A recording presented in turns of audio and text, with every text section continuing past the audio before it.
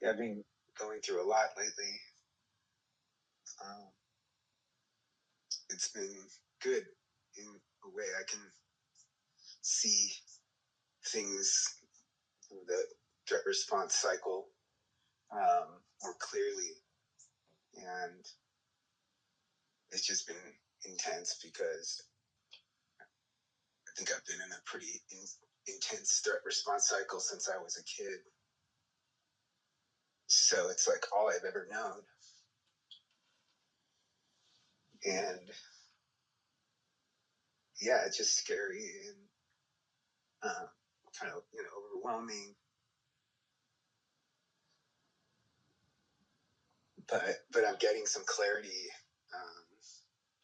thanks to marijuana actually helping me see things, get a little space, I would say, to see things and kind of observe them more clearly. So I'm just doing my best to sense the present moment and sort of withstand the noise and all the sensations in my body. Would you like to confess that to yourself here with us in a safe place? Yeah, it felt nice. Felt open. Yeah, this is the reality outside of the threat response cycle. There is no threat.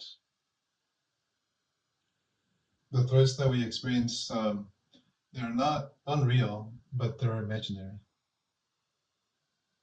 They're being generated by our system, recycled over and over again. But that's the way that our nervous system is trying to actually help us to exit the threat response cycle by repeating it over and over and over again until we've seen it all the different variations and shades and angles to the pixel level, to the molecular level, and then we say, oh, okay, it's not real. So I'm laughing. Of course, it is my own experience. It is tragic, but it's also comical. So initially, it's just a tragedy that never ends until we begin to laugh at it. Then it's a comedy, and then it's a tragic comedy.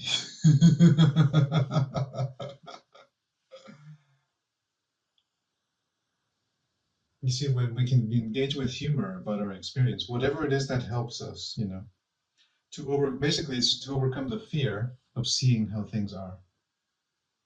That's all. Just to see what I've allowed myself to become.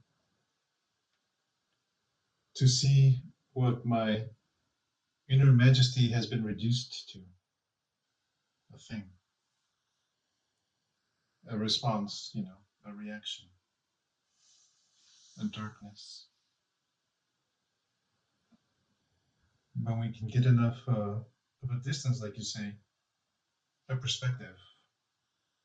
Someone is witnessing the tragedy, but that one is not involved in the tragedy. They are impartial.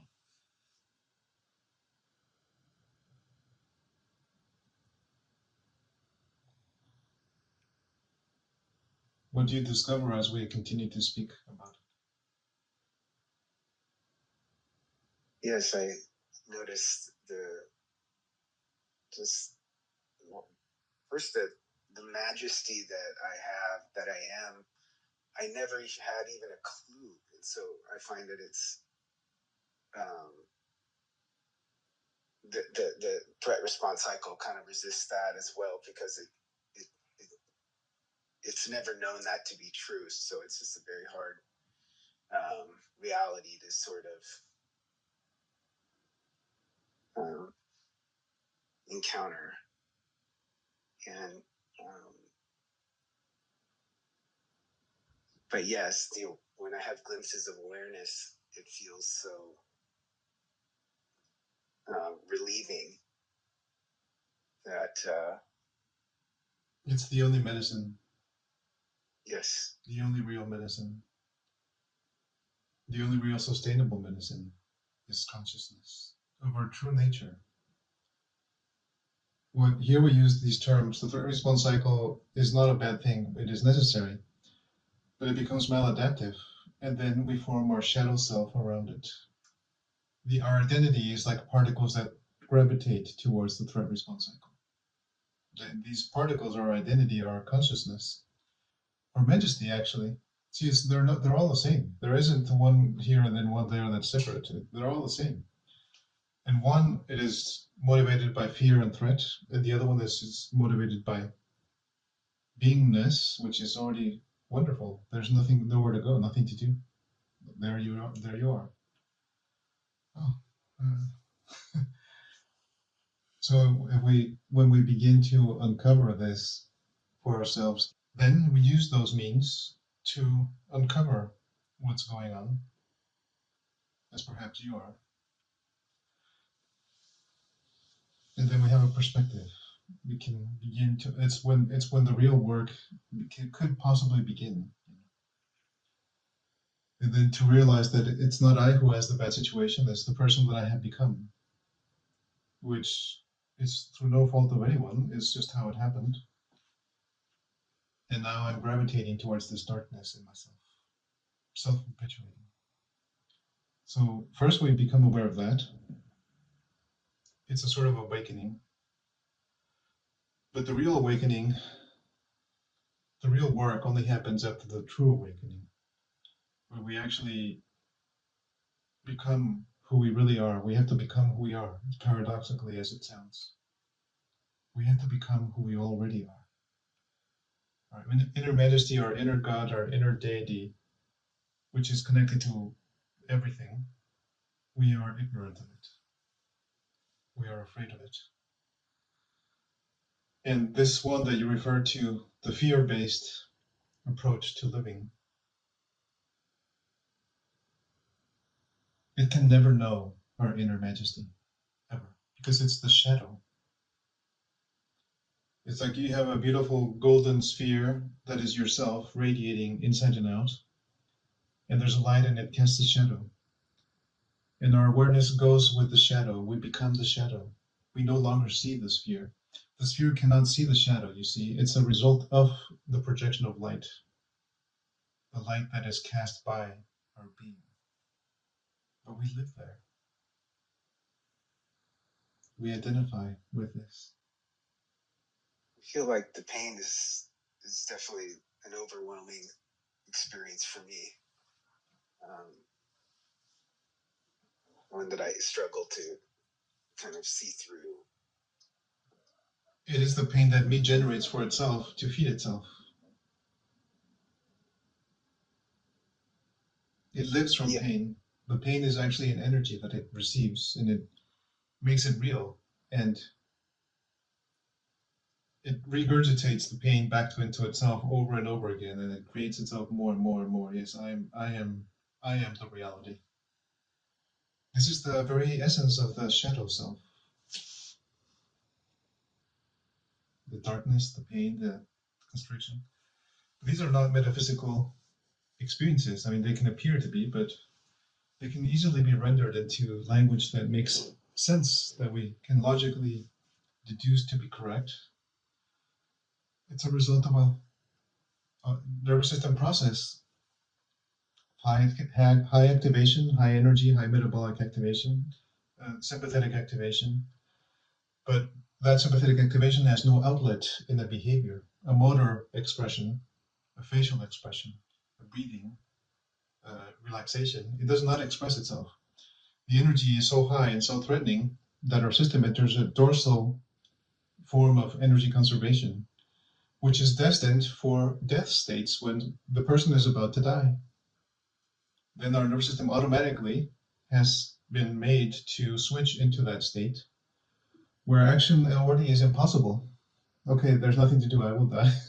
Let's conserve energy in case I make it, you know? And we enter that state and live in it for decades. And the expression that most of us are familiar with is what we call our mind. That is the outlet. It is an artificial, simulated outlet for this energy, but it's just recirculated. It doesn't go anywhere. It does not manifest. It does not result in transformation. It's just recycled over and over and over. And if we could really become objectively aware of our so-called thinking, we would see that it is a repeatedly failed attempt at solving problems, existential problems. I can't do anything about it. Let me think about it. It's gonna go nowhere. So that's why becoming sensate into our faces, our chests, our bellies, in a of course an environment that is safe. That is the key. We need to feel safe to experience all this massive amount of energy and begin to relate to it, either with emotion or with humor or with curiosity or engaging with my beingness and the beingness of the others who are here or whoever might be there or nature. A relationship is required.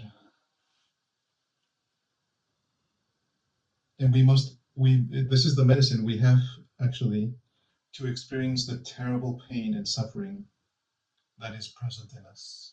We must be able to experience it directly, feel it, and manifest our reaction to it. Maybe I grieve it, or I'm very angry, or whatever it is, whatever expression is required. It cannot be transcended. That is an illusion.